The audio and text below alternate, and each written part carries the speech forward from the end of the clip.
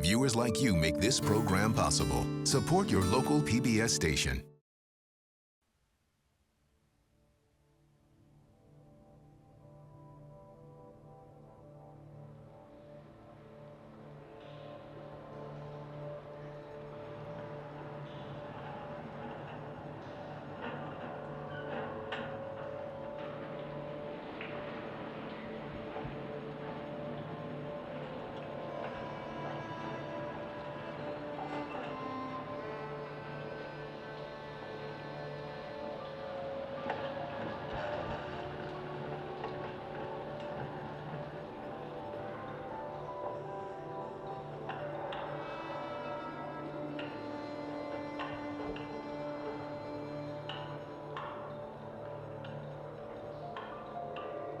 In most cultures where there are coal miners, middle-class people and above think they're animals, literally, and treat them that way, and they know that. So what they do is reverse that matter, and they take pride in the fact that they can actually survive in such a place. And that makes them hard, and they stand on their own, and they don't care what the public thinks.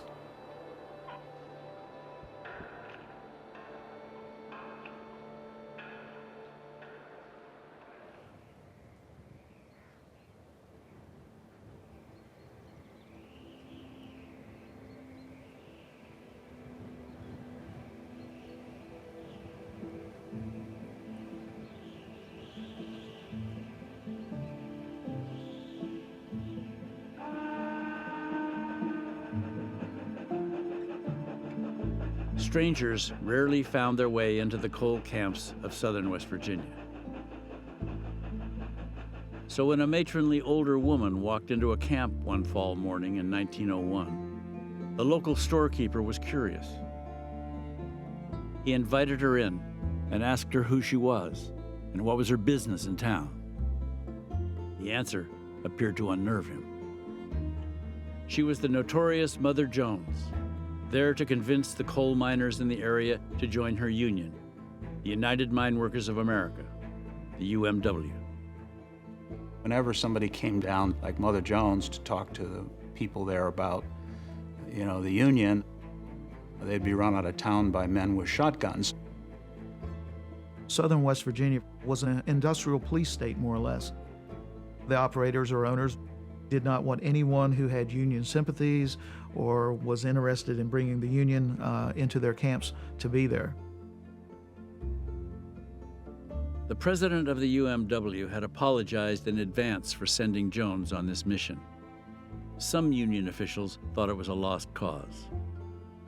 While men in the northern coal fields had scratched and clawed to bring their union into being over the previous 10 years, miners in southern West Virginia had been beaten down by the mine owners, whose power in the state was virtually unchecked. Mother Jones quickly found out what workers were up against. Private guards hired by the coal operators waved guns in her face and threatened to kill anyone who passed out handbills advertising a meeting about the union. But Jones insisted she could succeed where nobody else had. West Virginia might be this backwater place to most people, but for her, she sees it as a place of resistance and a place that she wants to be part of a fight. Whenever there was a struggle, Mother Jones was there. She said, "I have no home except where there is struggle." Mary Harris Jones had been driven from her native Ireland by the potato famine when she was a teenager, then watched her husband and 4 children die during a yellow fever epidemic just after the Civil War. After she lost her dressmaking business in the Great Chicago Fire, she remade herself as the nation's most unlikely labor organizer.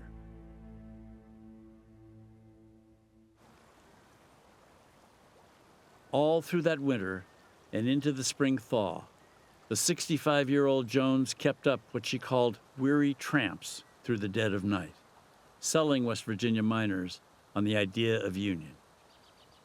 The basic impetus behind the union movement was the idea that by providing some sort of collective way for workers to bargain, to present their grievances, the unions could give workers strength, could sort of muster the strength of individuals and give them a way of standing up against these enormous corporations that were becoming ever more powerful.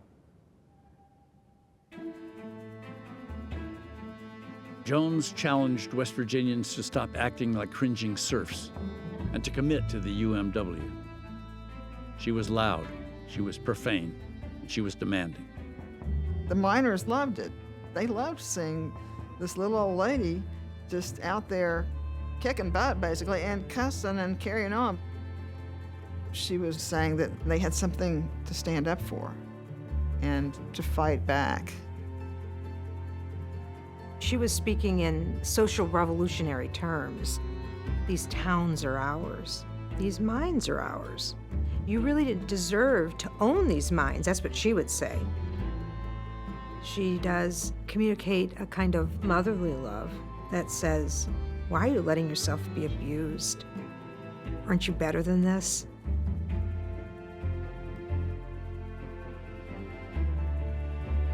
This whole place is stirred up, Jones reported to UMW headquarters. 6 months ago, these men were afraid to look at me. Today, they are realizing they are men and have some rights on this earth.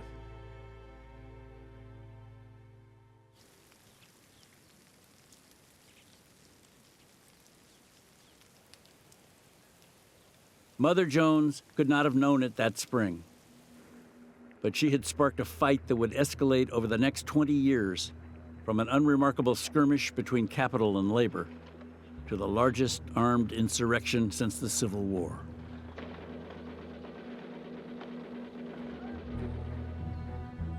Mother Jones, her followers, and her antagonists would turn the coalfields of southern West Virginia into a blood-soaked war zone where basic constitutional rights and freedoms were violently contested. The story of the West Virginia mine wars is a profoundly American story of people's belief in the principles of the Founding Fathers.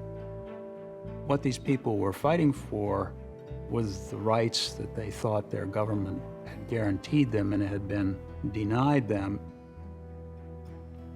The right to free assembly, the right to free speech, and the idea that just because you worked for someone shouldn't mean that that person had a kind of tyrannical control over you, but that you, as a worker, had certain democratic rights as well.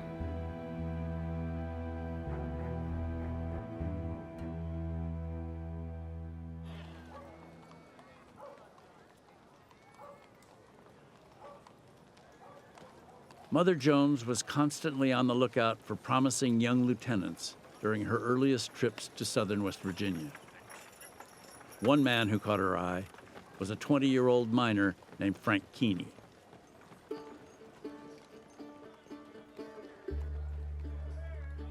Keeney was an ordinary young miner, enjoys drinking cheap whiskey at a local saloon. He loves to joke around with his buddies. And Mother Jones, she went up to him and she said, "Leave that pool hole alone. Take this book and go up on the hill and read it and educate yourself and learn how to lead your fellow miners." Keeney was inclined to hear that. Frank Keeney was a native West Virginian, descended from one of the first families to settle in the area. He was born on Cabin Creek in 1882, just as the railroads were beginning to cut paths to the rich coal deposits in the central and southern parts of the state. Keeney's father died before Frank's first birthday, and his mother was unable to hold on to the family's farm. She lost it to one of the many coal companies grabbing up land in southern West Virginia. A lot of outside investors were coming into West Virginia, buying land and natural resources. And one of the major components of this is that they were pushing aside the old mountaineer families. As the mining industry grew and developed and matured, People became fully dependent on the mining system for not only their wages, but their entire way of life.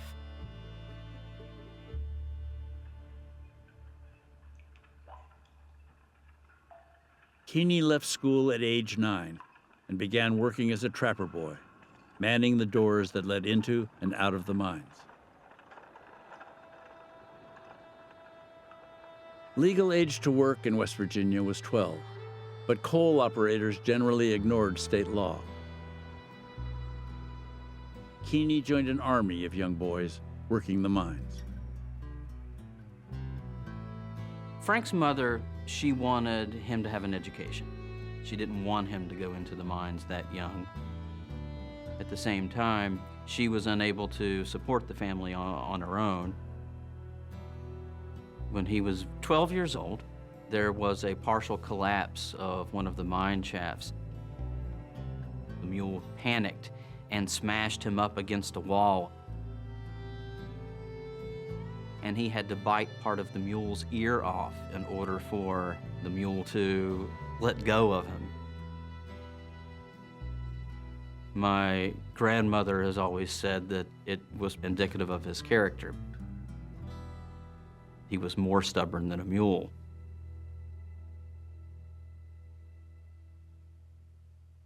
At 18, Keeney was still supporting his mother and 2 sisters, as well as his new bride, Bessie Meadows. He took the best-paying job he could get, digging coal at 40 cents a ton.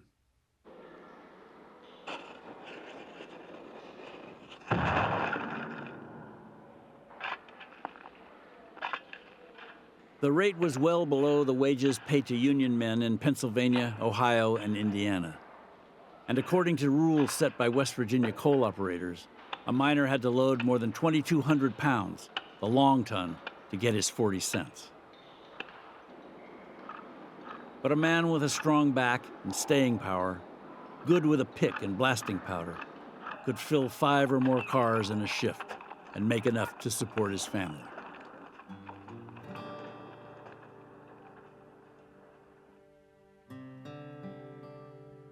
Even though this is an industry where there's a tremendous degree of oppression, it's also an industry where workers still had much more control over their own lives than they did in most American industries. These are guys who, on the whole, decided when they were going to work, when they would start, when they would stop. They do have this real sense of autonomy.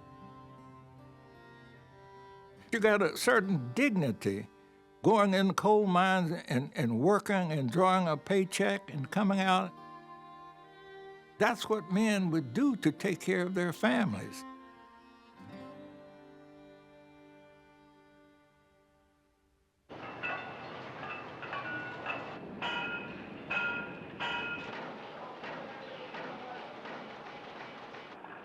Coal was the engine of American industrial progress at the beginning of the 20th century. It ran locomotives, factories, steamships, electric power plants, and home furnaces. And it helped to purify the steel that made possible the rising skyscrapers. Coal, and the men who mined it, fueled the nation's enormous surge in wealth. Increasing wealth brought increasing appetite. There was always a demand for more.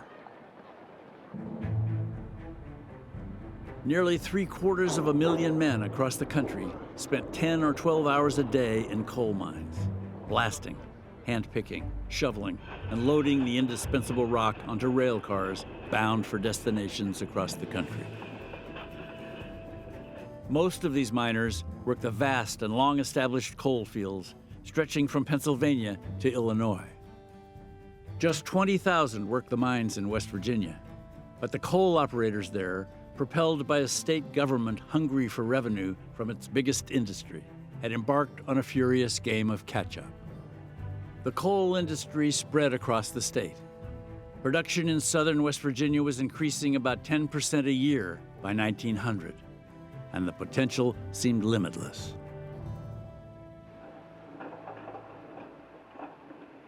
The southern West Virginia coalfields were really the up-and-coming coalfields. They had tremendous demand for new miners because the industry was expanding so much. The only way to really bring more coal out of the ground was to put more mine workers underground. And the coal companies in southern West Virginia are bringing African American miners up from the south and bringing people in from southern and eastern Europe.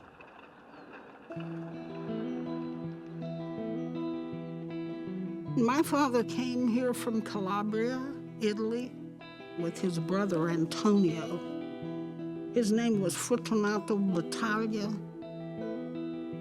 Coal company agents would come up to him, he said, and say, lavoro e casa. In other words, we can give you a job and a home. And they had nothing to lose. My family decided to come from South Carolina to the coalfields of West Virginia for economic reasons and cultural reasons. My parents were sharecroppers, and the life of sharecroppers wasn't the best life. The South wasn't very free where black people were concerned. In West Virginia, African Americans entered a class and racially stratified society. But compared to the South and compared to the North, West Virginia was a place in which they got a more equitable footing. There were more black miners in West Virginia than anywhere else in the nation.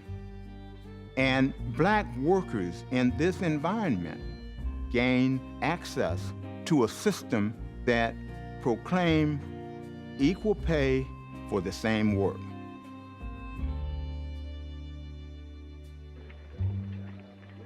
There was a lot of conflict among the different groups of coal miners because they didn't know each other, and so you had a great deal of prejudice.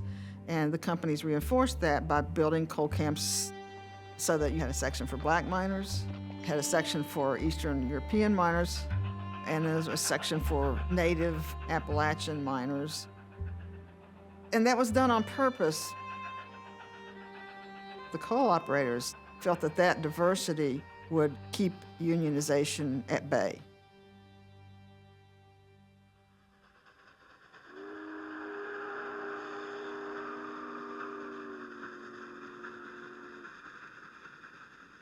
By the time Frank Keeney met Mother Jones, he could sense larger forces gathering against West Virginia miners.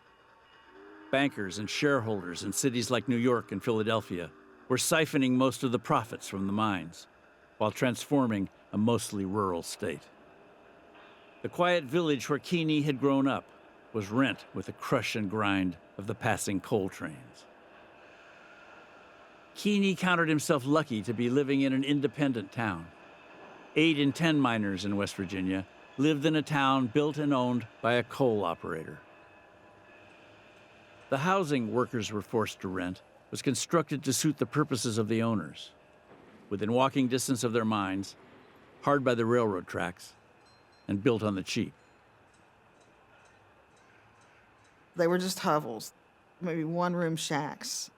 And it's clear that the operators felt that that was all their miners needed. Coal Town really is almost an instruction ground for exploitation. Mine workers, they can see it very directly, and their families see it very directly. They take all the risks, they bring out that coal, and it's producing wealth for people who don't live there. The coal towns were almost always unincorporated. There were no elected officials, no independent police forces. Owners hired private detective agencies to watch over their workforce. Company towns were also untethered from the free market competition owners usually championed. Operators often paid workers in company currency called scrip. They forced mining families to shop exclusively at the company store, which they stocked with food, fuel, and clothing, even the tools and blasting powder required on the job. They set the prices of all those goods to assure a profit. a hedge against operating losses in the mines themselves. They paid you with their money. You bought your food off of them, unless you wanted to take a dollar scrip and sell it for 75 cents government money and lose a fourth of your wages. They was oppressed all the time.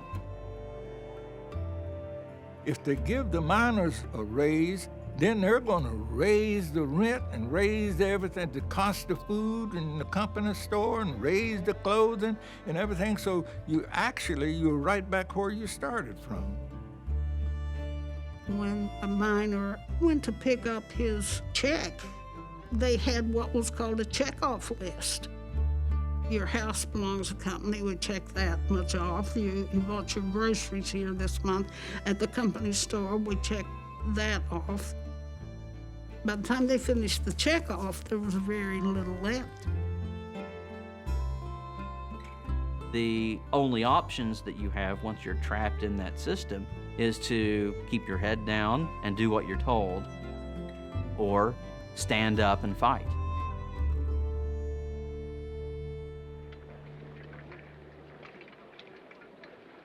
That choice between accepting the status quo or fighting for something better was forced on Frank Keeney and other miners in May of 1902. While Mother Jones was still in the middle of her West Virginia campaign, the UMW raised a strike in eastern Pennsylvania and called for men in other regions to join the work shutdown. There was the threat that you were going to lose your job, and there was the threat that you would be blackballed. And it wouldn't just be the job that you had in that very moment, but every job in that region at any company that you went to, they would know your name and they would refuse to hire you. So the stakes were very, very high. With Mother Jones leading the charge, thousands of West Virginia miners decided to stand with the strikers in Pennsylvania and to fight for their own rights. 85% of the miners in the largest coal field in southern West Virginia walked off the job. New union men shut down 4 of every 5 mines in another field.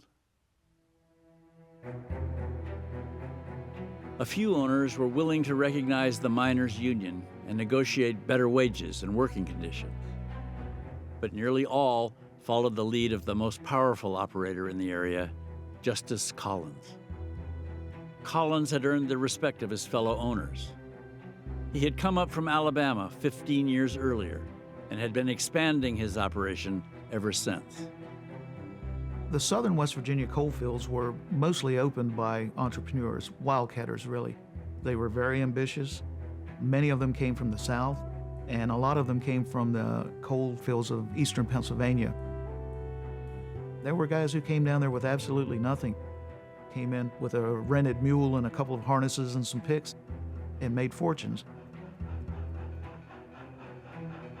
Collins, like all the West Virginia coal operators, saw himself as a man under siege, always on the brink of financial collapse. He believed he was in a death struggle with his counterparts in the more established coal fields to the north, whose mines were much closer to the big city markets on the East Coast and the industrial belt near the Great Lakes. The southern operators were always in a difficult position. They were almost paranoid of their position because of the disadvantages. They had to pay higher rates to get their coal out.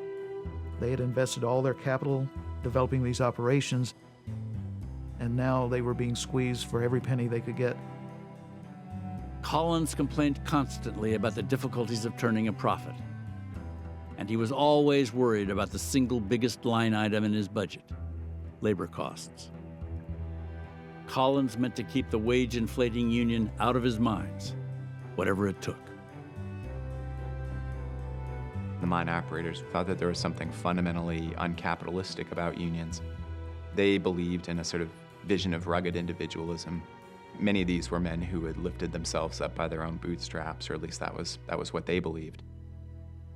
These operators wanted to have as much power as they could over their mines, which they viewed as their private property. And the union was going to stand in their way.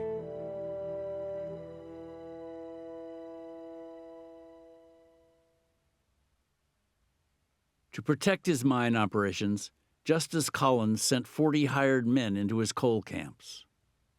Collins's private soldiers were armed with the latest firepower, including Winchester rifles and machine guns.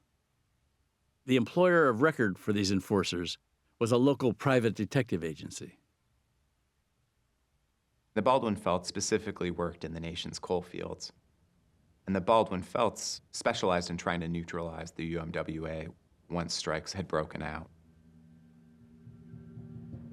While sometimes you had professionals, often you're just hiring, in a moment of crisis, people who are being described as thugs and convicts, anyone who's willing to pick up a gun, go down, and try to engage in these already quite fraught labor conflicts. The mine guards mounted their new machine guns atop the tipples at the edge of town and bolted in searchlights. The Baldwin-Felts agents, they're designed to inculcate fear and panic. They have these powerful lights pointed at the camps. Children describe these lamps as monsters. Many miners were intimidated enough to go quietly back into the mines. Those who stayed out paid a heavy price. The Baldwin-Felts agents forcibly evicted miners and their families from company-owned houses. Thousands of men, women, and children ended up in makeshift tent colonies set up by the UMW on strips of land not owned by the mine companies. County judges upheld Justice Collins's right to throw the miners out of their homes. The court ruled you have master-servant rights, which is to say the only reason you're living there is because you're an employee of this company, and therefore the operator can come in and evict you anytime he wants to, or search the premises, which they often did if they thought there was some union activity going on there.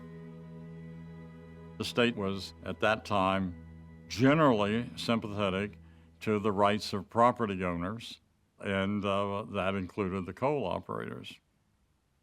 And they were not sympathetic to the rights of mine workers to organize and to protest.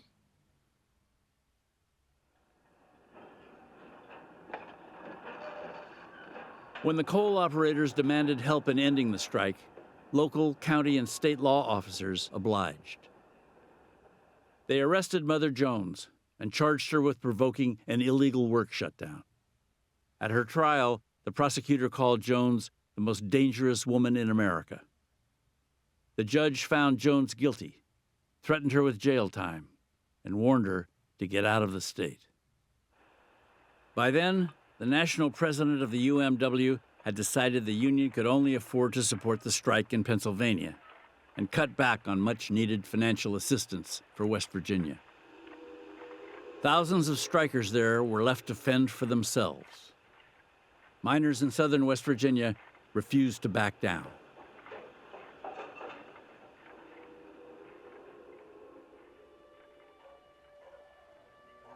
Nine months into the strike, a posse, including a U.S. Marshal, county sheriff's deputies, and Baldwin-Felts agents, raided a miners' village after the citizens there had held a union rally.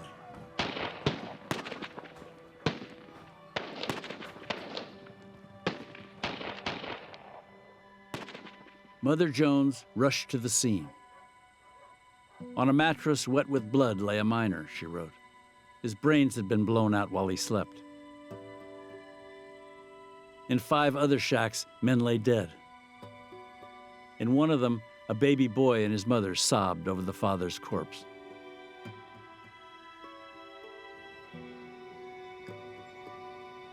By the spring of 1903, the strike was broken.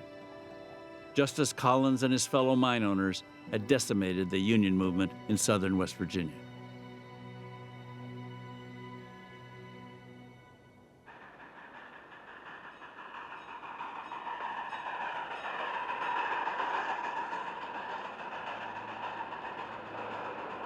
Mother Jones left the state with little to show for her efforts, but she did not forget the mountain hollows or the people in them.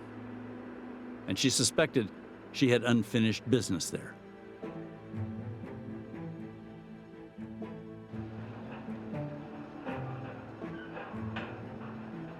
One young coal miner was already preparing for the battles to come. Frank Keeney had gone back to his job in the mines, but he was also reading Shakespeare and poetry and Mother Jones's favorite novel, Les Miserables, about a working-class revolt in 19th century France. Keeney was a proud mountaineer. There's a real sense of being independent. He saw his neighbors and people he'd grown up with being evicted from their houses during the winter. And it was something that really set him off. As a journalist said who interviewed him later, he became angry, he became indignant, he became a socialist. He wanted not only to have a union, but he wanted to change the whole system.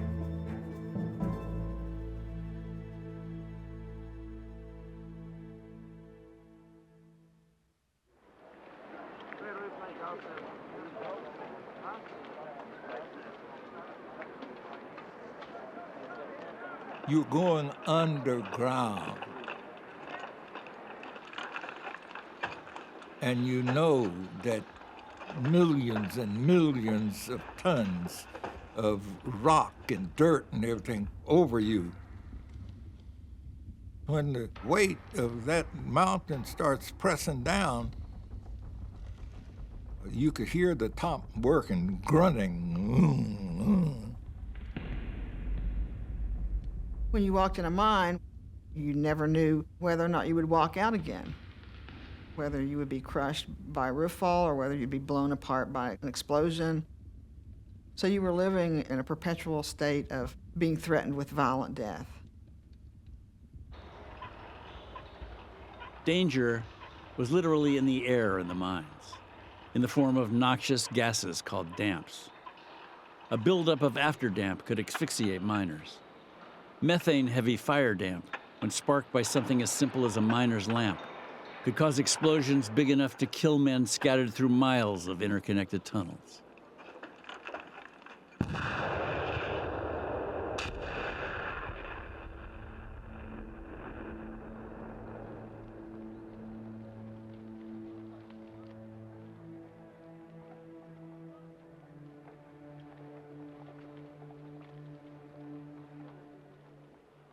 Coal operators were very cavalier about accidents and what caused them.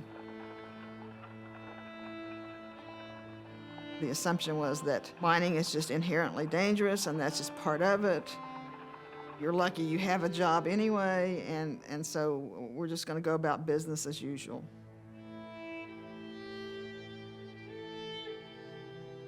Coal operators were able to block most mine safety legislation by arguing that regulations would be too costly.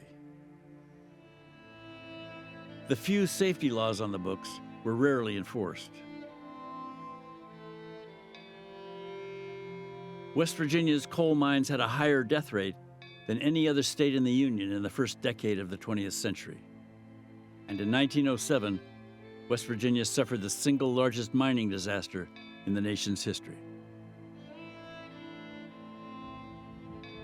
There was no one ever prosecuted for any of these hundreds and hundreds of deaths. There was a sense of fatalism, I think, among the miners in West Virginia about what government could do to protect them, which helps explain their passion for the union. The sense of, we have to take care of ourselves. We have to create an organization that's so powerful that it will protect our lives as well as our standard of living.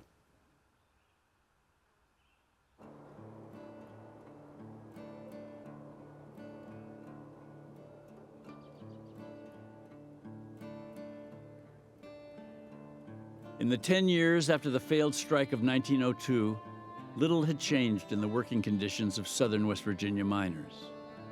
The United Mine Workers had made few inroads.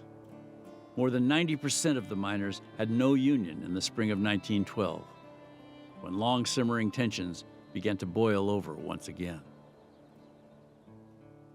Frank Keeney was out in front this time. The 29-year-old had convinced a few thousand miners on Cabin Creek to stand up and make specific demands of their employers. They wanted out from under the financial burdens of the company's store and the long ton, an end to the mine guard system, and formal recognition of their union. The owners responded by firing Keeney and his comrades and putting them and their families out of their homes. More than 2 months later, the families were still living in tents with little hope for success. In the summer of 1912, Keeney's wife, Bessie, was 8 months pregnant. His kids were sick. They don't have enough food to feed their children. 300 Baldwin Felts detectives had set up machine gun emplacements all around Cabin Creek. So this was when they were at their most desperate hour. Keeney saw little choice but to make the difficult 20-mile trip to Charleston to beseech the leaders in the UMW district office to come to the aid of his sagging miners. The local officers said they had their hands full. The Union treasury was already depleted by a strike at Paint Creek, just across the ridge from Cabin Creek. The Paint Creek strike had turned deadly. UMW officials told Keeney he was on his own. He cusses them out and says that he'll take control of the strike himself.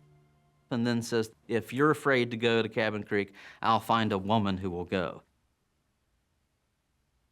Mother Jones heard the knock on her hotel room door in Charleston that muggy July night and found Frank Keeney standing outside with tears in his eyes, she recalled. I can't get anyone to go to Cabin Creek, he told her. The national officers say they don't want to get killed. I'll come up, Jones told Keeney. I've been thinking of invading that place for some time.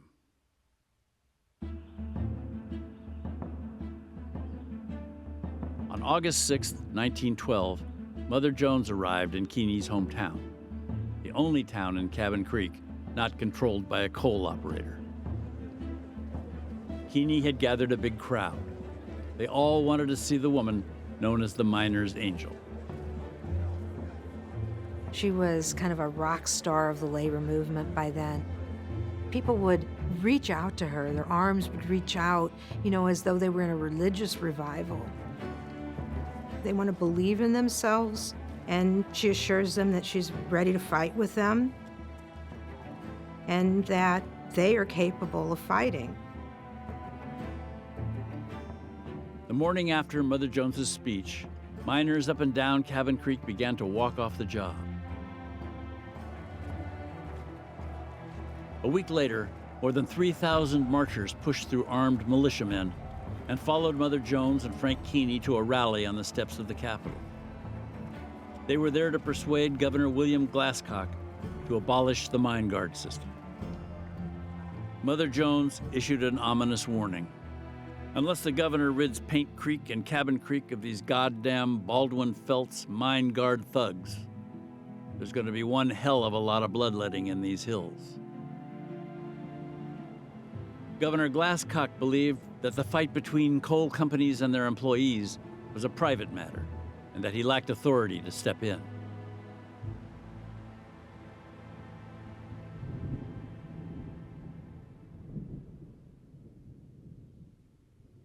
Frank Keeney decided it was time to change tactics.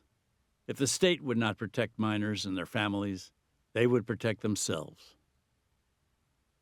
Keeney had a certain kind of charisma and a certain kind of certainty about what to do, and a sense of either recklessness or courage, depending on how you look at it, of leading his people to the brink of a cliff and facing the consequences that come from fighting. Strikers began buying guns, while sympathetic miners from nearby coal camps smuggled weapons and ammunition into Paint Creek and Cabin Creek. They stashed rifles, pistols, bullets, gunpowder, and dynamite in the woods. Miners organized themselves into groups that would be ready to go on a moment's notice in case of an attack on the tent colony by mine guards. You also had another group called the Dirty 11. And the Dirty 11 were responsible for some of the more brutal acts of violence that took place.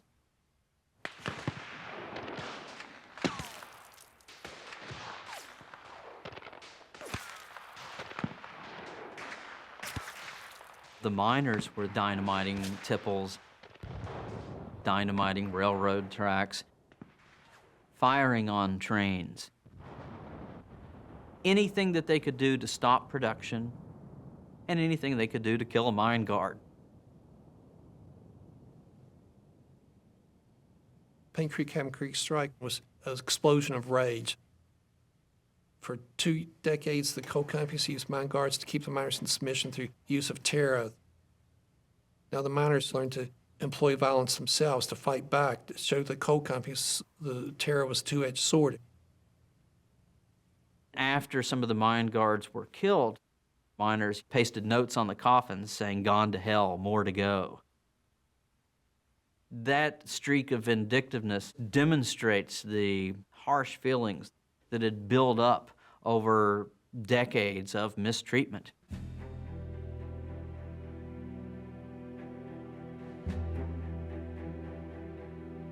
By early September, it looked like civil war was breaking out within 30 miles of the state capital.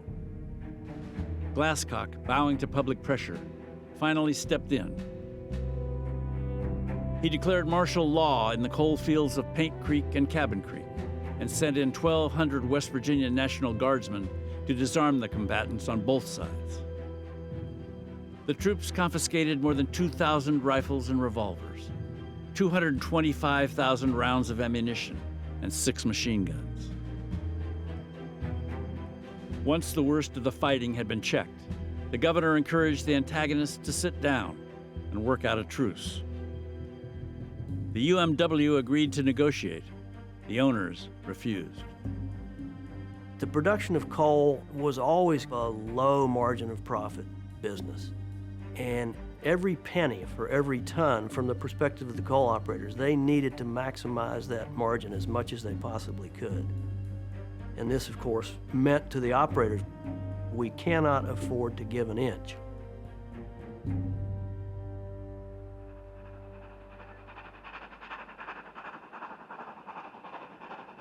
Mine owners embarked on a vigorous campaign to import strikebreakers from New York, Philadelphia, Chicago, Cleveland, St. Louis, and the Deep South. Transportation men, as they were called, poured into the area on armed trains, often under the protection of National Guardsmen.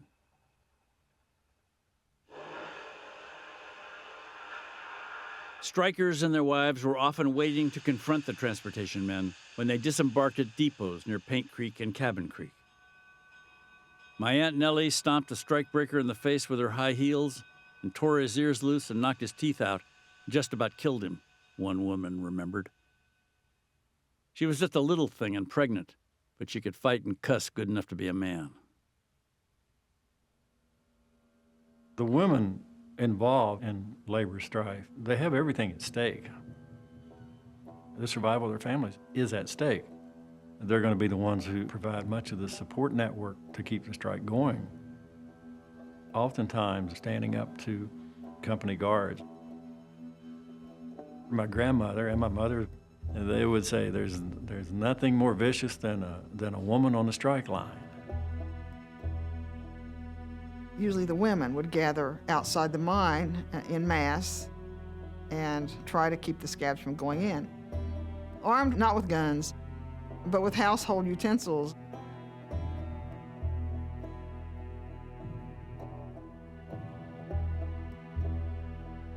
African Americans are fully engaged in the strike.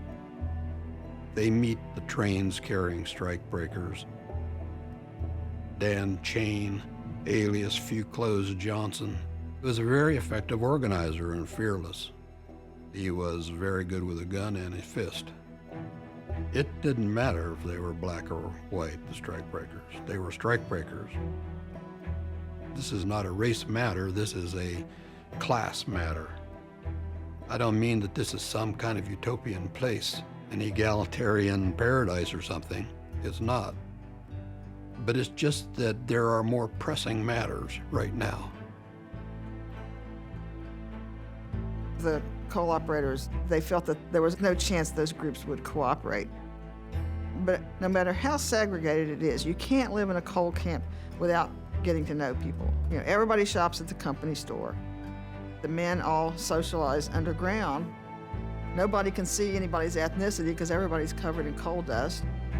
And so after a period of time, you get to know each other.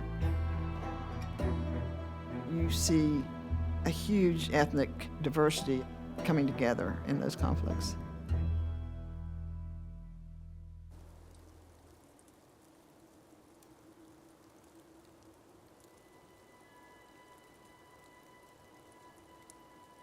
At Christmas time, 1912, as the strike headed into its 8th month, Mother Jones made a visit to the camps in southern West Virginia, delivering shoes, clothes, and presents for children. Frank and Bessie Keeney and their 4 children rang in the new year in a tent. The situation in the tent colonies would have been dispiriting. But at the same time, if you invested that much time in it, then your stubbornness probably was as important as your weariness. Frank Keeney had a book of poems, and he kept it with him in his tent during the Paint Creek, Cabin Creek strike. And it was something that he turned to in probably some of the very dark moments of the strike. Keeney said to the miners, "One day there will be no more tent colonies, no more gunmen because of what you people are going through right now."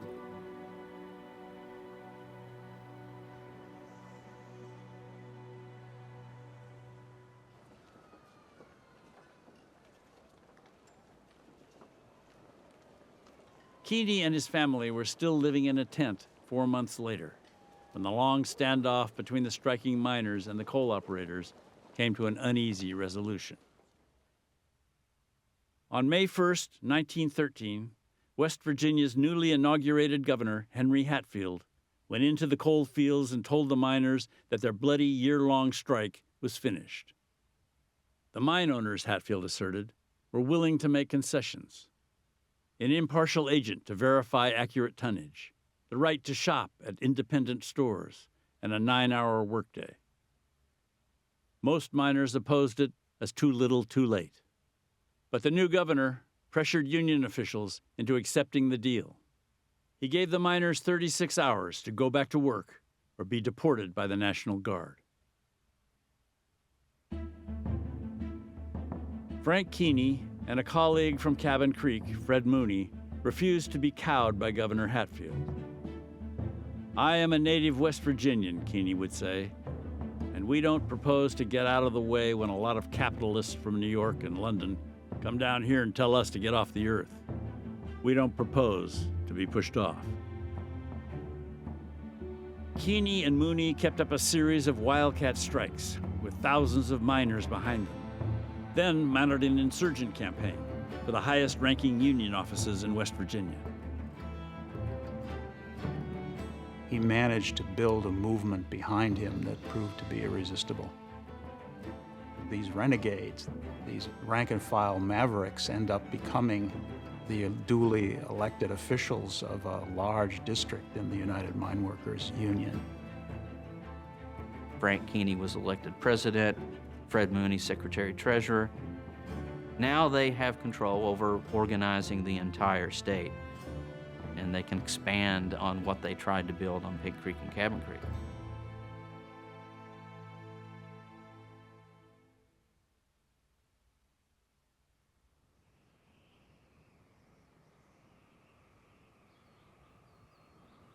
For many West Virginians, we have a strong attachment to place because it's not an easy place to live.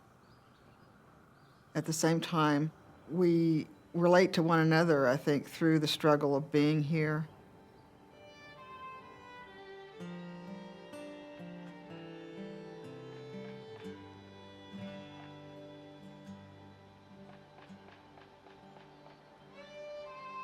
Growing up in a coal camp, You felt a sense of community.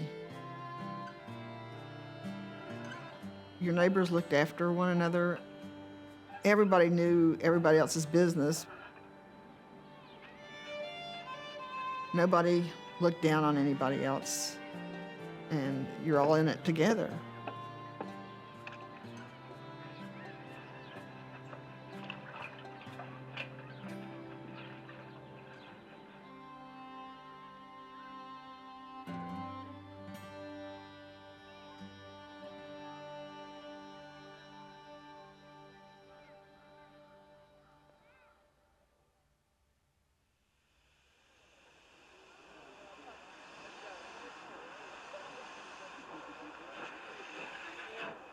Thousands of West Virginians answered the nation's call to war in 1917.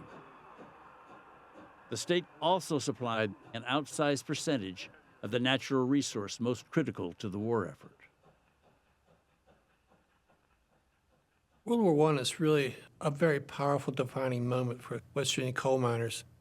When the war breaks out, coal is in demand. President Woodrow Wilson calls coal miners the keystone of America's second line of defense. The war effort depends on the coal you dig. Frank Keeney, now president of West Virginia's most powerful and fastest-growing labor union, pushed his men to produce during the war and to refrain from strikes. There must be no laggards, no frivolous quibblings, he declared. We must stand shoulder to shoulder in this great battle for liberty and democracy. Privately, he condemned the war. Privately, he felt that the war was rich imperial powers sending off working men from various countries to go kill one another.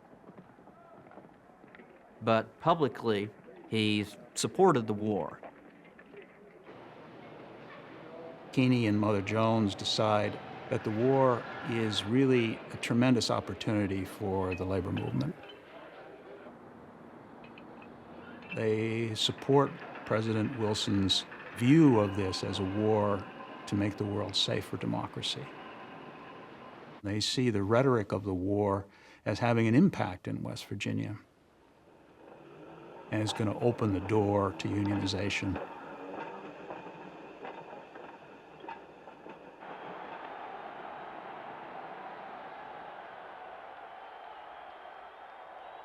Once the war comes to an end, a lot of labor leaders who really did throw in their lot with the federal government during the war believe that this is going to continue, that the war has legitimized the role of labor in helping to mobilize for the war effort, and that what's going to come out of this is going to be a kind of new order.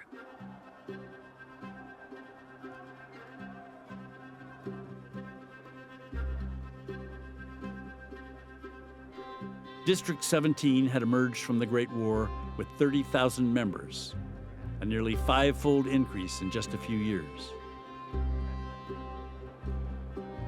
The district had tens of thousands of dollars in the bank, and Frank Keeney and Fred Mooney were eager to finish the job they had started as young miners nearly 20 years earlier. The two meant to leverage their wartime gains to make a push into West Virginia's most stubbornly non-union counties, Mingo, McDowell, and Logan. They appeared to have the backing of the National Union. At the end of January 1920, John L. Lewis, the imperious new UMW president, made his first trip to southern West Virginia. Lewis stood in downtown Bluefield, just down the street from the headquarters of the Baldwin Felts Detective Agency, and announced the UMW's intention to organize every mine in southern West Virginia.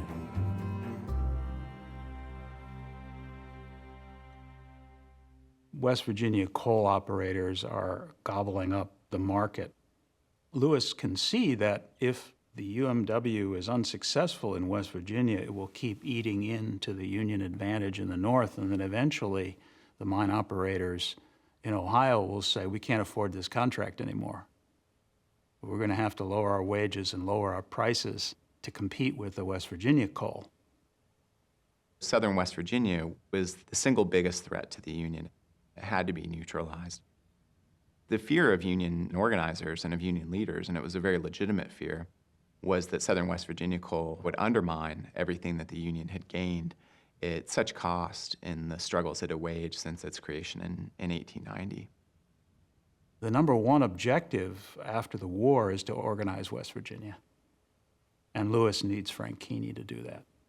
So even though Keeney is a socialist and a renegade and Lewis is a conservative and a Republican, they become allies.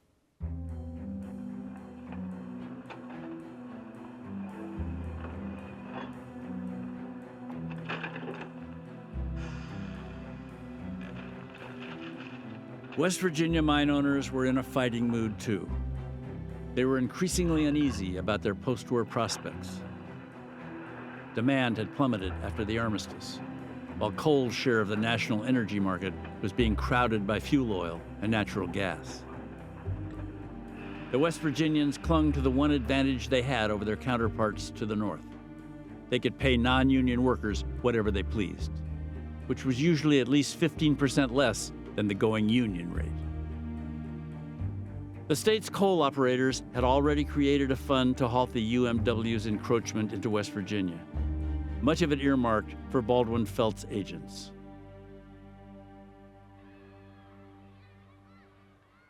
West Virginia coal operators did not depend on intimidation alone. Justice Collins had spent several $1,000s to build churches, schools, and recreational facilities in his company town. While no great moneymaker, his mine manager noted, it will pay interest on the investment and will give our people here something to live for. Companies in southern West Virginia wanted to go the route of so-called welfare capitalism. We'll provide a little bit better housing than we used to, or we'll provide recreational programs. We'll make sure that we have happy workers, but it won't be by giving up any of our independence to control the means of production or to control wage rates. This whole idea of welfare capitalism and paternalism starts to really take hold in some ways as a mechanism for short-circuiting the more militant demands from the union. Some of these operators believed that it would help to squash the union.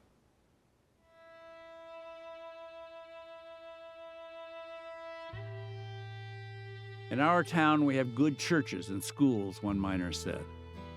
But there's another thing of much more importance that the coal operators have intentionally overlooked: our freedom. The coal operators controlled everything you did in the camp.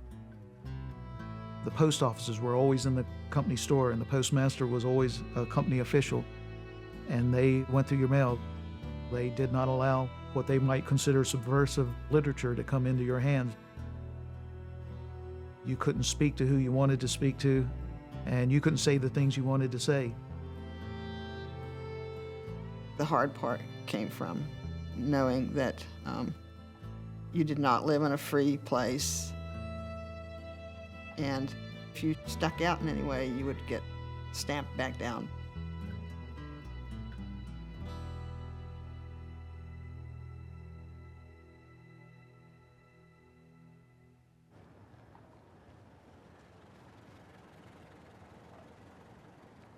In the spring of 1920, a small delegation from a non-union mine in Mingo County arrived at Frank Keeney's office in Charleston.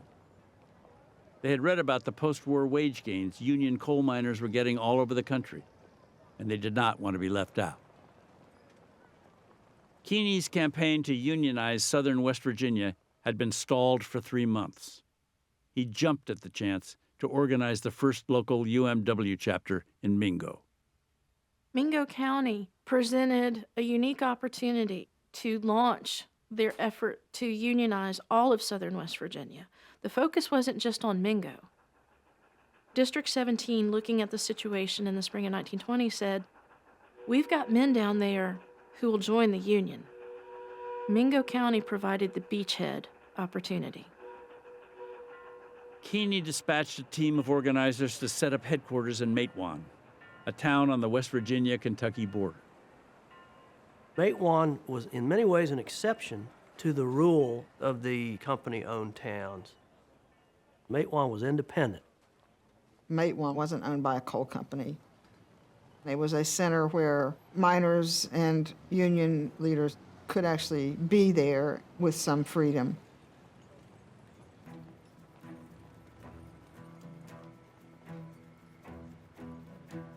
At the first union rally in Mingo County, held in Matewan's Baptist Church, 300 miners came forward to swear allegiance to the union. Hundreds more took their oath of obligation the next day.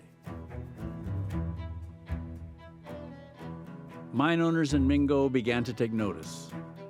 They were pulling almost $10 million worth of coal from the ground every year, and they were terrified that the UMW would cut into profits. Employers start demanding that anybody in their employ sign a new contract, saying you will never, as a condition of your employment, join the United Mine Workers of America. The union calls these contracts the yellow dog contract. In other words, only a yellow dog would sign one. You went to work for the Red Jacket Coal Company, you had to sign a contract that said, I am not a member of the United Mine Workers, I'm not a member of the Industrial Workers of the World. I believe that individual contract between employer and employee is the American way, and I will never violate this.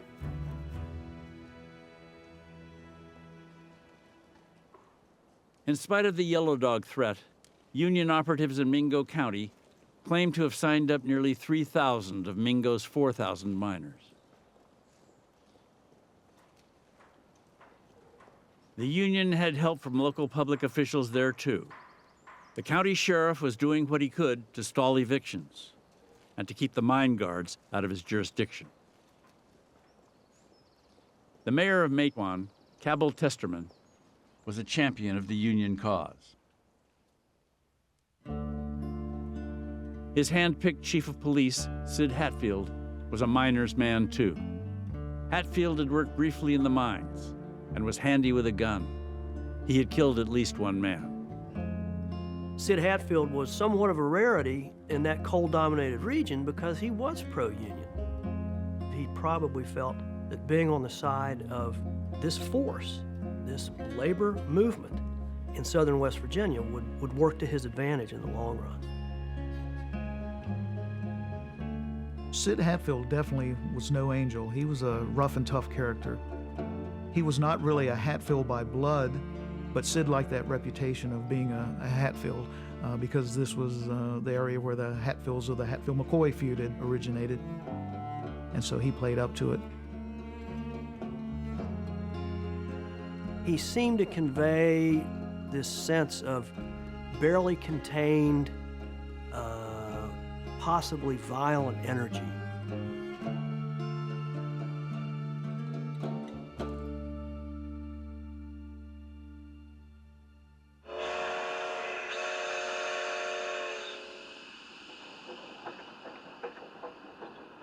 On a warm, drizzly morning in May 1920, a dozen Baldwin Felts detectives boarded a train near their headquarters in Bluefield, bound for Matewan. The mine guards carried their trademark .30-30 Winchesters and pockets full of eviction warrants. The longtime head of the detective agency, Tom Felts, was tired of the Mingo County Sheriff's delaying tactics. Felts had been in control of the West Virginia coal fields for nearly 20 years and was unaccustomed to being challenged. He had sent the contingent, led by his brothers Albert and Lee, to see that the evictions were carried out.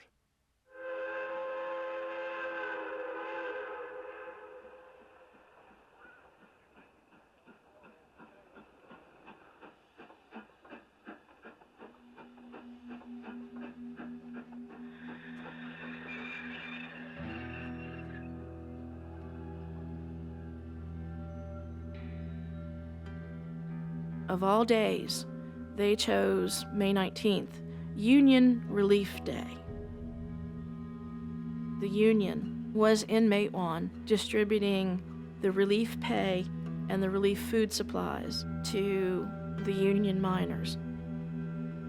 That added about 2,000 people to the population of Matewan on that day.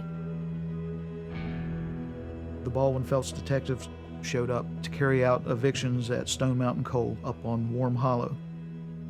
The Baldwin-Felts were met by Cabell Testerman and Sid Hatfield, who questioned their authority to carry out the evictions.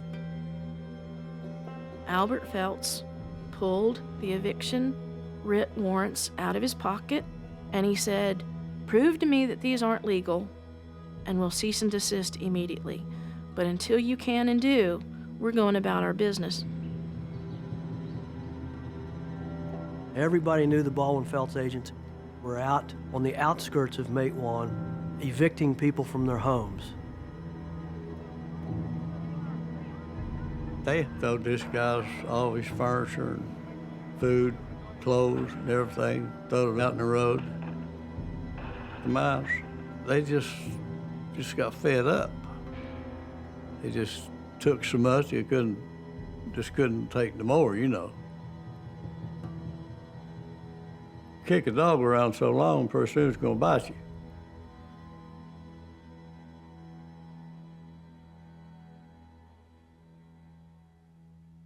The Baldwin-Felts agents returned to Matewan to catch the train back to Bluefield. Sid Hatfield was waiting. He and Mayor Testerman had sworn out arrest warrants against the mine guards for carrying firearms within city limits. When Hatfield and Testerman began to argue with the Felts brothers, miners and townsmen edged toward the scene. The other Baldwin-Felts men were down the street at the railroad depot, waiting for their train home. They already had their rifles put in their bags, and then all of a sudden, somebody shot.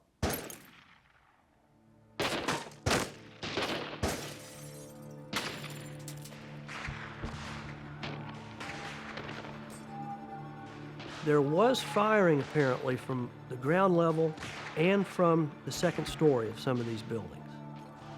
That gives some credibility to the speculation that this was a planned attack.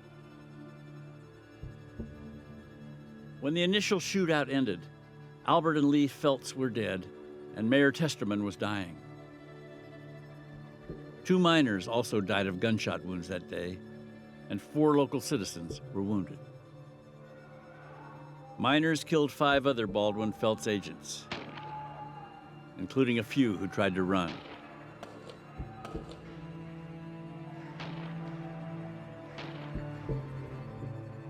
The bodies of the dead mine guards were left in the streets until after nightfall.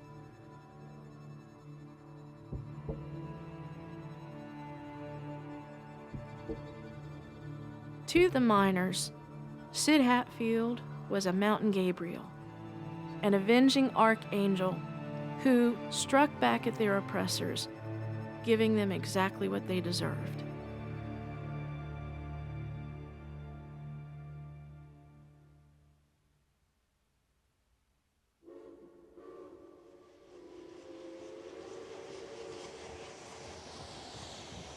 The shootout at Matewan electrified the Union movement in southern West Virginia.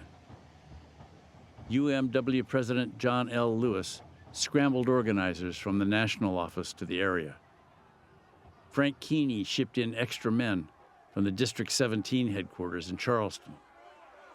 Among the most enthusiastic newcomers was C.E. Lively, who invited the local miners to use his new restaurant in downtown Matewan as their clubhouse.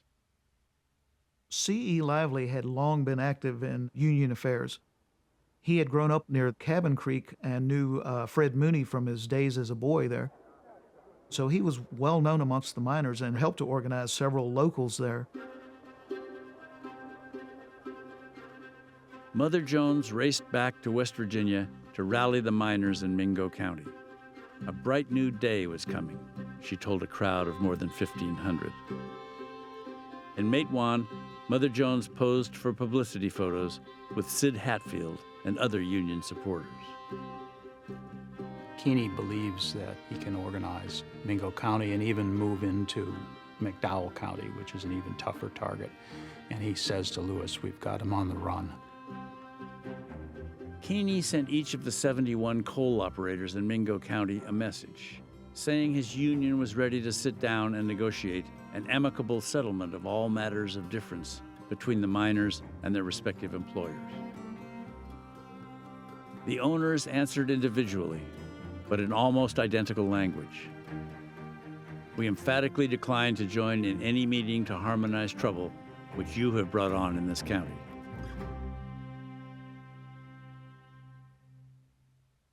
On July 1st, 1920, Frank Keeney called for a general strike in Mingo County. Thousands of miners walked off the job and let it be known that they would not tolerate strikebreakers. In their present temper, these men are not to be fooled with, Frank Keeney told reporters.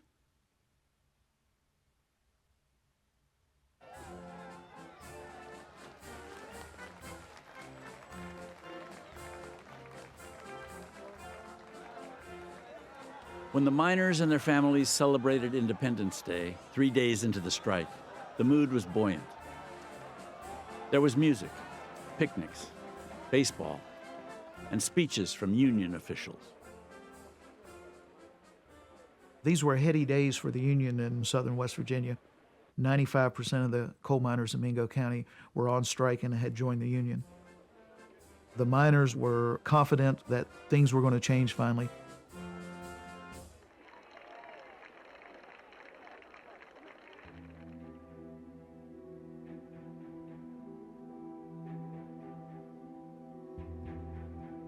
Mingo County mine owners followed the old playbook that had always worked in West Virginia.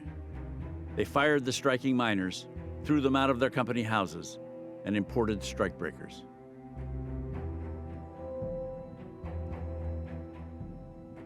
But they were also working a new angle, a stirring plea in the court of public opinion. Coal operators played to middle-class Americans frightened by the murderous revolt in Russia, where the working class had seized private property by sheer brute force, and the Bolsheviks had nationalized every major industry.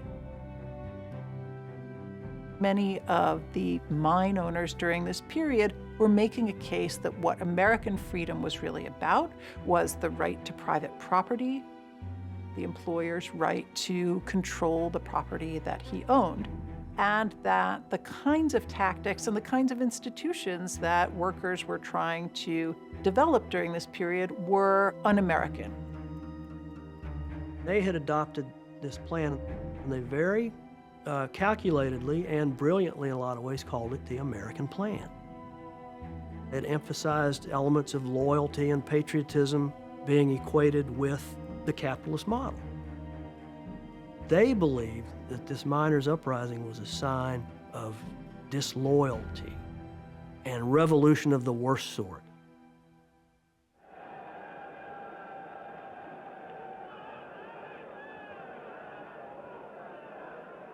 People were genuinely concerned that the United States was on the verge of some kind of revolutionary unrest, that they were actually beginning to see this happening,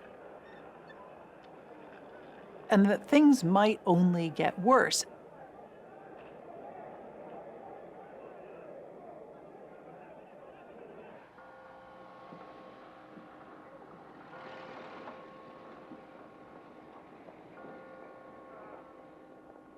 The biggest courtroom in Mingo County was full beyond capacity on the morning of January 26, 1921. The overflow crowded the streets outside. Federal troops stood at the ready in case the tense scene erupted in gunfire.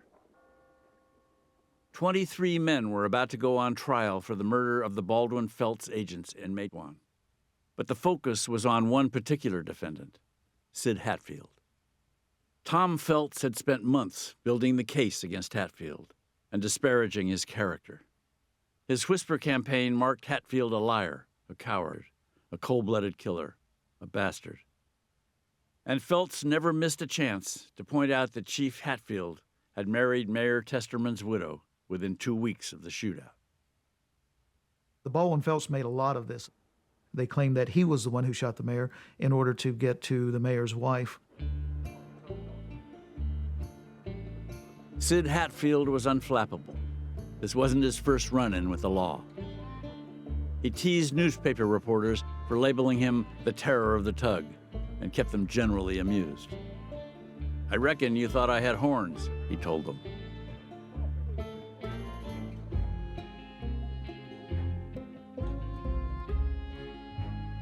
Among the first witnesses at the trial was C.E. Lively, the union man who had given the miners safe haven in his Matewan restaurant.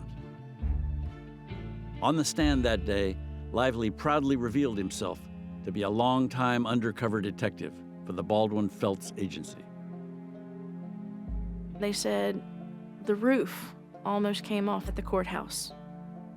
Sid Hatfield and several of the other defendants supposedly jumped up out of their seats and began cussing and threatening his life, and then sat down shaking because what Lively proceeded to say was what these men in Matewan had said and what they thought was confidence. And he did his best to use it to try to help them hang.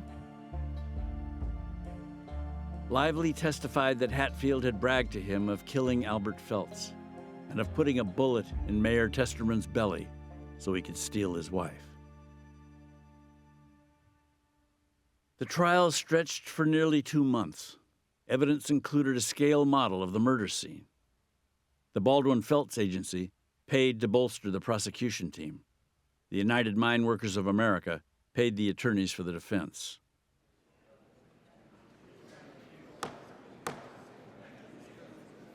The jury returned a finding of not guilty for all the defendants on all counts. Much of the audience in the courtroom stood and cheered. Other onlookers sat in stunned silence, which quickly turned to outright fury. Some of the people, they called them murderers. It's just according to which way you believe. If you didn't believe in the Union, it was murders. If you believed in the Union, it wasn't murder.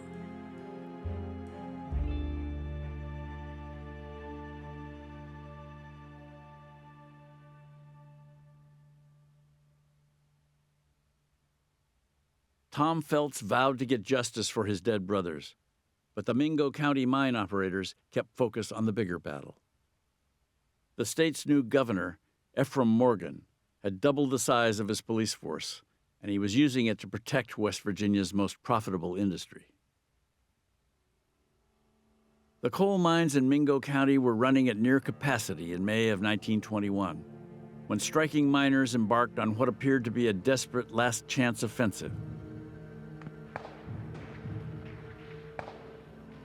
Union men opened fire on strikebreakers at a mine a few miles downriver from Matewan and dynamited the company's power plant.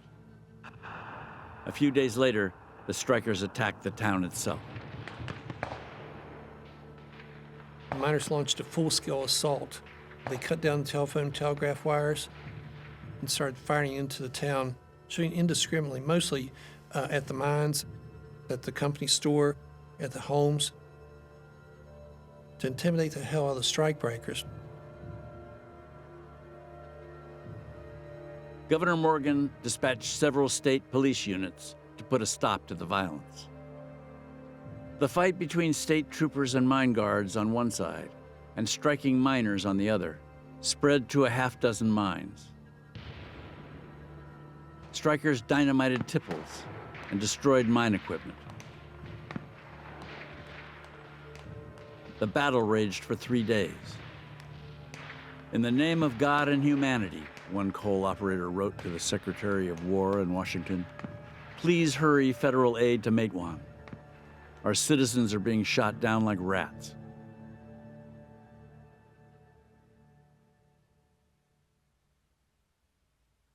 On May 18th, a crowd of 250 men filled the courthouse where Sid Hatfield had been acquitted a few months earlier. These were men who liked to think of themselves as the better people of Mingo: lawyers, physicians, merchants, clergymen, officers of the American Legion and the YMCA. They had come to take up arms in the county's new Vigilance Committee. These are people that didn't necessarily identify with the miners that worked up in the hollows and mined the coal on which the county's prosperity depended. they felt threatened by the union and that they needed to guard against outside agitators.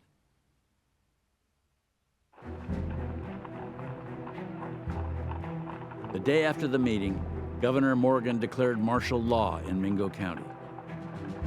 It was to be enforced by the state police and the hastily formed and untrained Vigilance Committee, all under the command of the Adjutant General of the West Virginia National Guard.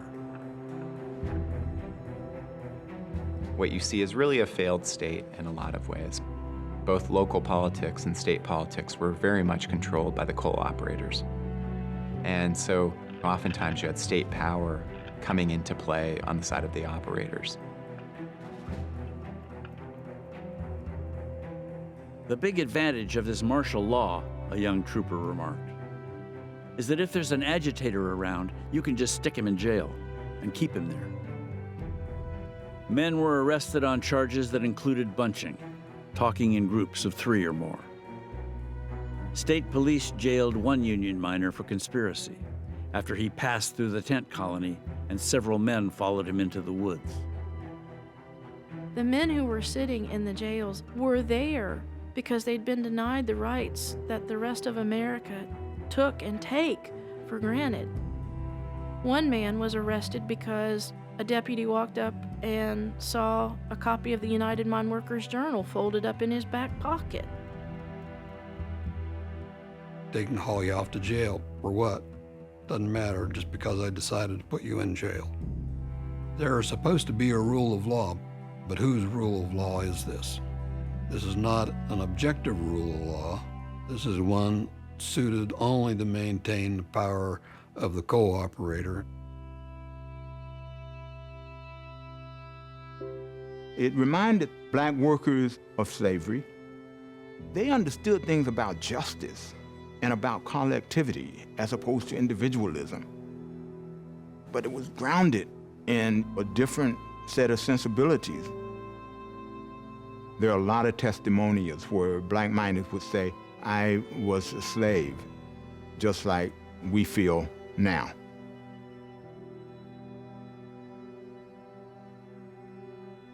The rest of the residents of Mingo County say, we're okay with this.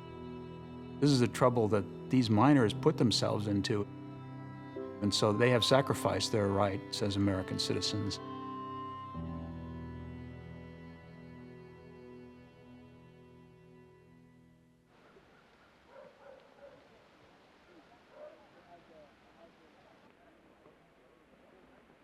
On June 14, 1921, following reports that strikers had shot at a mine superintendent, 70 state troopers raided a tent colony near Matewan.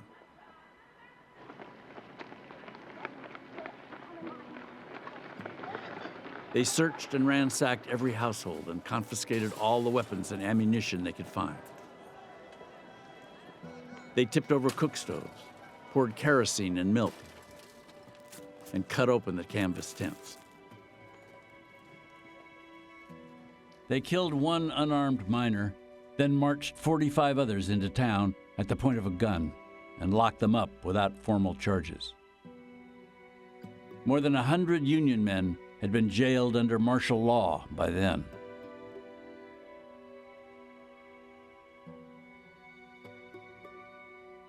I think Frank Keeney feels a deep sense of personal responsibility for these people in Mingo County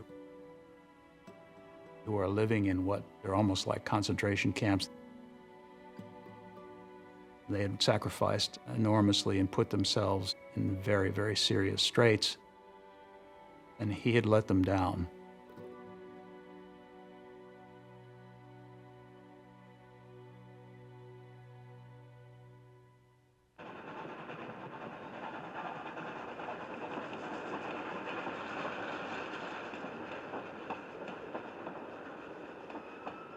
On August 1st, 1921, Sid Hatfield, his wife Jessie, his best friend Ed Chambers, and his wife Sally caught a train from Matewan to Welch in McDowell County. A couple of stops before they got to Welch, C.E. Lively got on the train at the town of Yeager and sat down across from Sid. When they arrived in Welch, Sid and Ed and Jesse and Sally go to have breakfast. And who walks into the restaurant but C.E. Lively? He's basically shadowing them.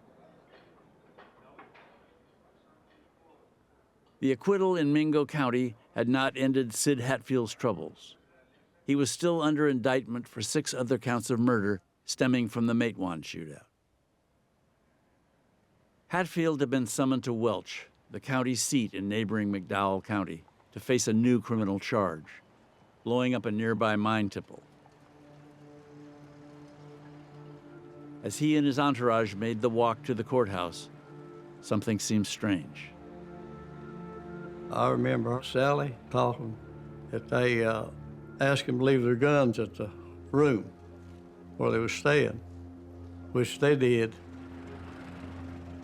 And they were walking up the steps, and the deputy sheriff that escorted them over there, you know, he stopped at the bottom of the steps and stepped over to the side. Sid, Ed, their wives were met at the top of the steps by C.E. Lively and 2 associates. Lively reaches across in front of Sally Chambers and shoots her husband Ed in the neck. And at that point, all the other Baldwin deputies start shooting.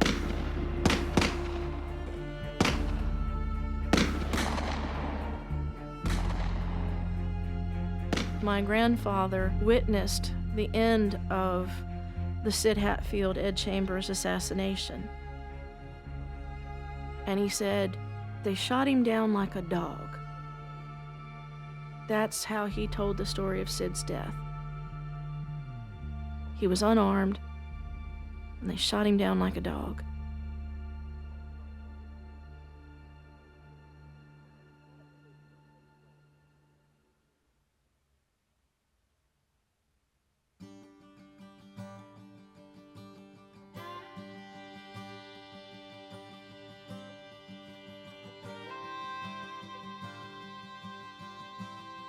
The murder of Sid Hatfield brought increased attention to the West Virginia mountaineers.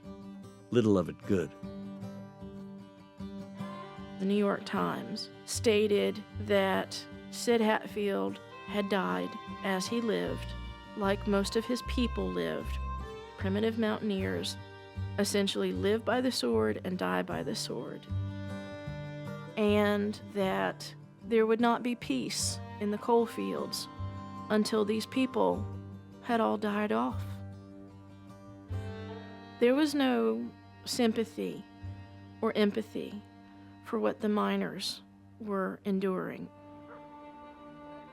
You have people regarding these folks in Appalachia as subjects of condescension and dismissal, even condemnation. These people may look like Americans, they may have been born in America, but they're not civilized yet.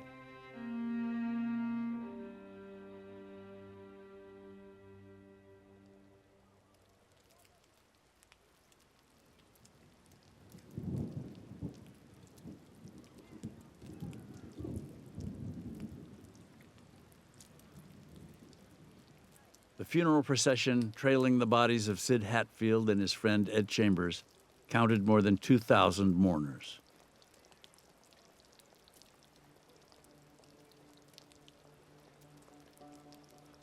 A summer rain fell on the cortege. The mood at the gravesite was somber but defiant. Is it any wonder, said the eulogist, that the very heavens weep over the prostrate forms of these martyrs of constitutional government? Whether Sid Hatfield was innocent or not is beside the point. What happened to him symbolized the way that anybody who supported the Union, their life was worthless as far as the coal companies were concerned. It was clear that the only thing that was going to change anything was something more extreme. Something had to happen.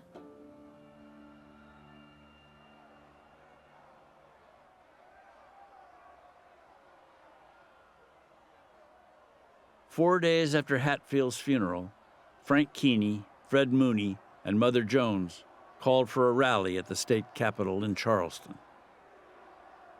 You have around 5,000 coal miners that congregate on the Capitol. There's the presence of state police everywhere. Things are incredibly tense. The governor refuses to even come out of his office.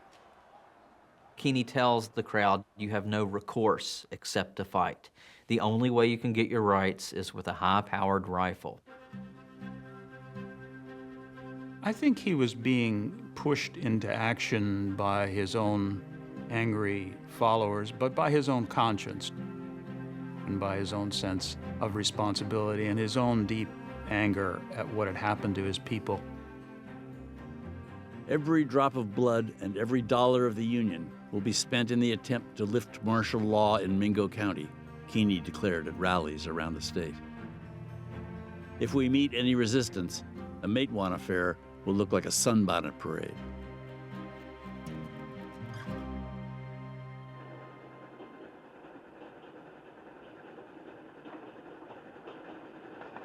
UMW men and sympathizers, answering Keeney's call, began to congregate at a small town near Charleston. Miners with rifles by the thousands poured in, some riding on the tops of passenger trains, wrote one of the first reporters on the scene. Word began to spread through the gathering army. The plan was to march into Mingo County and free the men imprisoned under martial law. The miners' army would have to go through Logan County first, and its sheriff, Don Chafin. Chafin had been accepting money from mine owners for years. The quid pro quo was understood. He was to keep the Union out of his county. Don Chafin was called the czar of Logan County. And one of the ways that Don Chafin exerted such control over Logan County was you didn't go in or out of Logan County without Don Chafin knowing about it. Don Chafin's deputies rode every train in and out of Logan. There were traveling salesmen who were beaten nearly to death by a Chafin deputy on the mere suspicion that they were actually union organizers. No armed mob will cross Logan County, Chafin vowed. He arranged for a detachment of state police to reinforce his army of deputies and armed more than 3,000 volunteers.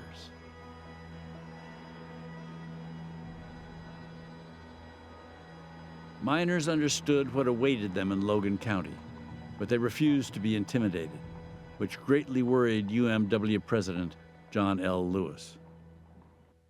Lewis was convinced the coal miners in West Virginia were about to do irreparable damage to his union's reputation. He wanted Keeney to shut down the armed march. Even Mother Jones was having second thoughts. I think she was concerned both for the fact that they might really lose and lose a lot of lives. And she sees this as something that will bring down the Union, and at one point just basically says, this is not going to work. She tries to get through to the governor. She's appealing to him. He's not coming through. Mother Jones decided to take matters into her own hands. She arrived at the miners' camp on August 24th, and a crowd gathered to hear her speak. Jones pulled a piece of paper from her pocket, a telegram, she claimed, from President Warren G. Harding. The president had promised her he would use his power to forever eliminate the mine guard system from West Virginia, she explained, but only if the miners abandoned their march. Keeney grabbed for the telegram. Mother Jones snapped it away. He suggested it was probably a fake.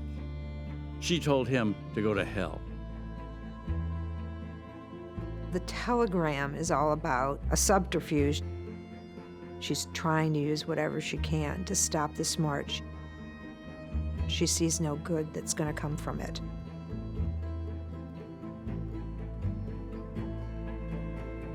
Keeney and Mooney checked with the White House. The president, they were told, had sent no communication to Mother Jones. An angry Keeney issued a public statement calling the telegram bogus. Mother Jones left West Virginia that night. In some ways, her spirit had animated this whole thing from the very beginning. I mean, she was the miners' angel. She was the one who was going to show them the light, and now she had been pushed aside. Her boys had become men with high-powered rifles, and they were about to reject her counsel and reject her. Mother Jones wrote later that when Keeney turned on her, it kind of ripped her heart out.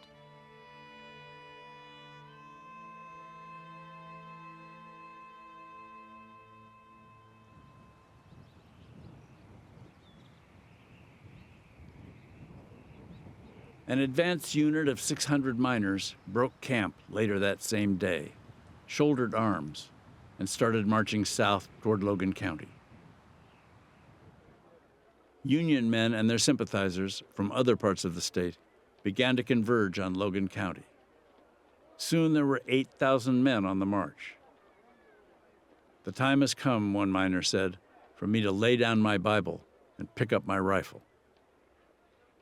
The miners who picked up those guns believed that West Virginia was not being governed by the normal mechanisms of law and order in a democracy. They felt like their government had been taken away from them, and they were going to get it back.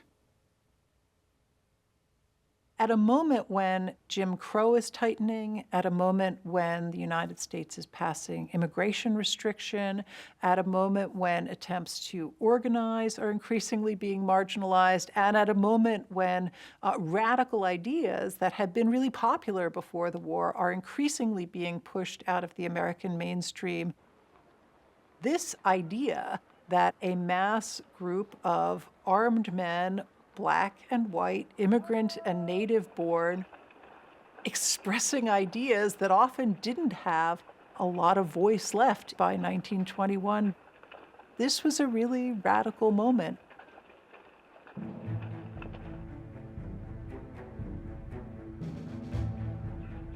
It was a highly organized, disciplined affair. They conducted themselves in a very military-like fashion. They didn't come into a town and just loot everything and break down all of the windows. They cut lines of communication. They did a lot of the things that they needed to do militarily, but they didn't terrorize the local people. And I think a lot of the local people understood who the miners hated, and they understood where the miners were headed. Sheriff Chafin's strategy was to cut off the miners before they got to the town of Logan. He massed his army of deputies, mine guards, and volunteers at gaps along the ridge, particularly at Blair Mountain. Here, a dirt road led to Logan. Chafin's men dug trenches on the high ground above and trained machine guns on the road.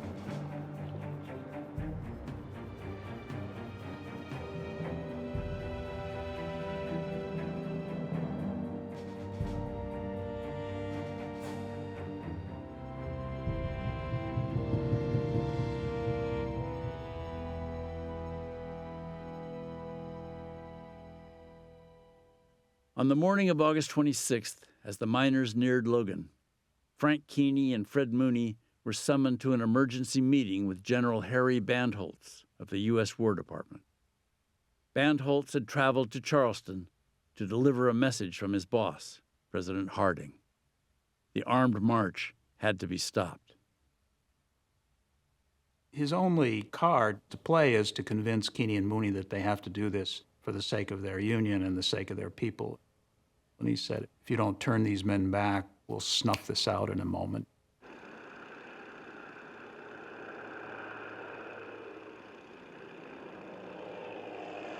Later that same day, crowds gathered to gawk at 3 large military planes that had just landed at an airfield in Charleston. They also gawked at the lead pilot, World War I hero Billy Mitchell, who had commanded all American air combat units in France. General Mitchell was a relentless advocate of air power.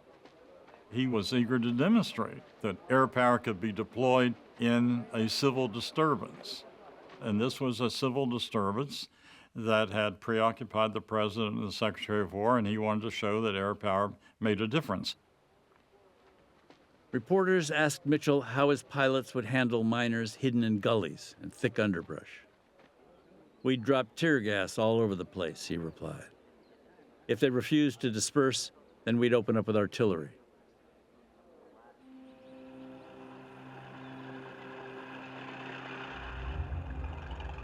Keeney and Mooney were chastened by the arrival of the U.S. military brass and bombers. The two Union officials sped toward the center of rebellion. Keeney warned the army of miners that they were facing impossible odds.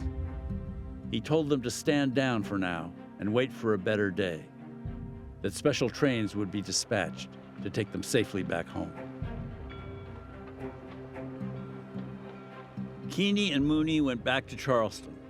They left behind a District 17 organizer named Bill Blizzard to oversee the dispersal of the miners' army.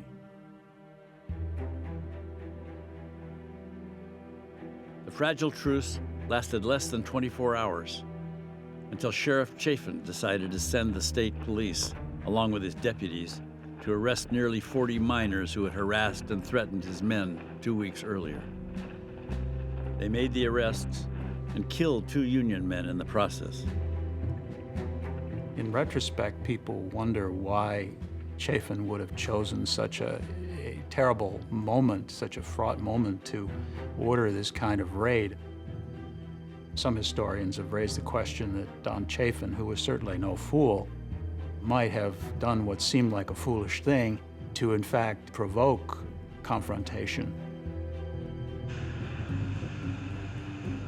When news of Chafin's raid hit the miners' camp, one miner said, it was like pouring gasoline on the warm ashes of a campfire.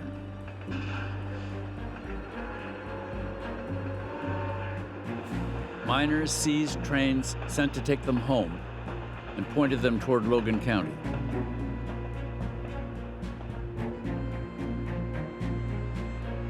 Others headed to Logan by car or on foot. Led by Blizzard, they raided private homes to hunt weapons, stole food from company stores, even managed to commandeer a Gatling gun. The men entered the woods of Logan County ready for war.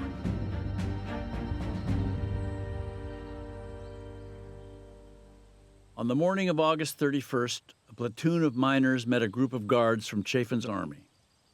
Each side asked for a secret password, then realized they were enemies and began shooting.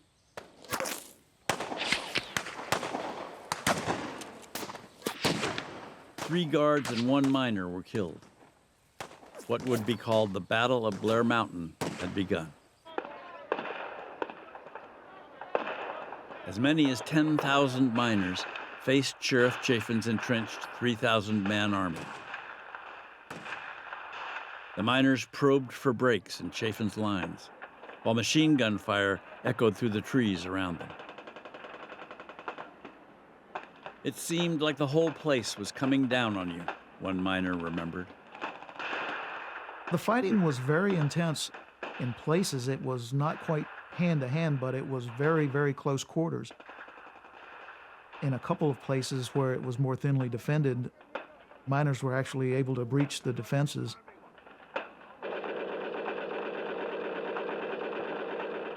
This is the largest insurrection in American history since the Civil War. It's a full-scale war on a 25-mile front. On the third day of battle, 2 biplanes swooped in low over a miner's encampment. As the planes banked and climbed away, the sound of concussions shook the mountain.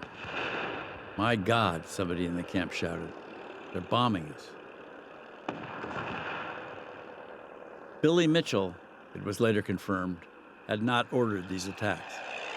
But Mitchell's reckless talk a few days earlier had undoubtedly inspired Sheriff Chafin, who had rented biplanes and armed them with 6-inch metal pipes filled with black powder, nuts, and bolts. None of the bombs hit their targets, and one of the attack planes careered into a nearby house.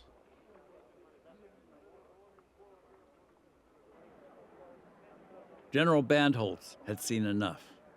He feared the fight might soon grow beyond his ability to contain it. The next day, he sent a force of 2,100 federal troops into the combat zone. Blizzard and other Union officials, fearing a slaughter, raced ahead to give their followers a simple message: the war is over. More than 5,000 miners laid down their guns over the next few days. The known casualties in the three-day battle were remarkably small. As few as 20 men died on Blair Mountain. The miners had fought the mine guards, they'd fought the state police, they'd fought the state militia. They were not going to fight the United States Army. Many of the Union men expected the U.S. Army to deliver both peace and justice to the occupied West Virginia coalfields. They were perhaps naively trustful of the federal government and what it would do for them, partly because so many of them had volunteered to fight for that government in the Great War. And somehow they thought that those principles would prevail in West Virginia, too. The U.S. Army troops did restore peace and order, but justice was not part of the mission.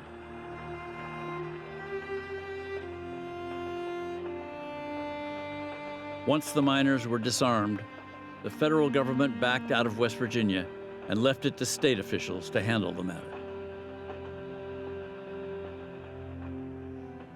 Arrests of Union men by local officials in Logan County and other parts of the state began a few days later. Special grand juries handed down more than 1,000 indictments, including 325 for murder and more than 20 for treason against the state of West Virginia. District 17 officers Keeney, Mooney, and Blizzard faced the most serious charges. There were none against Don Chafin or his men. They find out that the federal government is also on the side of the capitalists. Where does that leave working people generally? Where does that leave coal miners specifically? They said, "We are not even sure we're American citizens in the eyes of the government."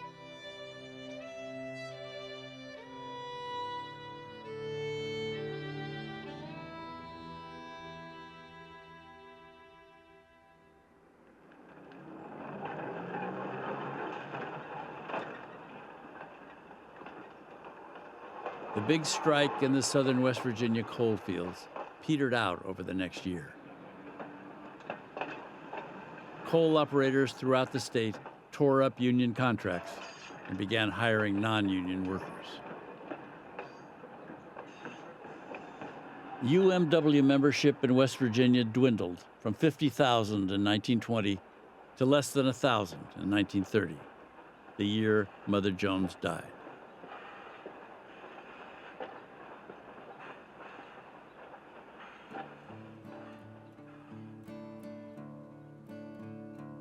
In the mid-1930s, as the Great Depression threatened to undermine American capitalism, Congress passed legislation guaranteeing the workers' right to unionize. It also outlawed blacklisting, private police forces like Baldwin Felts, and industrial spies. Men who had lived through the brutal and deadly mine wars in West Virginia flocked to the United Mine Workers of America by the tens of thousands. Their one-time leader, Frank Keeney, was not among them. The mine wars had shattered his marriage, distanced him from much of his family, and left his professional life in shambles. Keeney had wriggled free of the treason charge, but UMW President John L. Lewis had forced him to resign from the Union. Keeney has long ago been discredited as an apostle of violence. But what he created was a kind of culture of resistance, people with a fierce pride. He called them a people made of steel. I think that what they did with Franchini during the mine wars contributed to their strength. And so when the Union finally appeared again, it is what they had been waiting for since the days of Keeney and Mother Jones. Frank Keeney fought for what he believed was right. That there is a dignity in resistance. Even if they try to grind you and yours into the dust, your defiance rises above that. The West Virginia mine wars were about small people going up against very big forces, where they didn't really have reason to expect that they would gain very much, and where the ultimate outcome was not a victory. But collectively, through those struggles, they did manage to pave the way for better workplace relations for more Americans and for a better nation.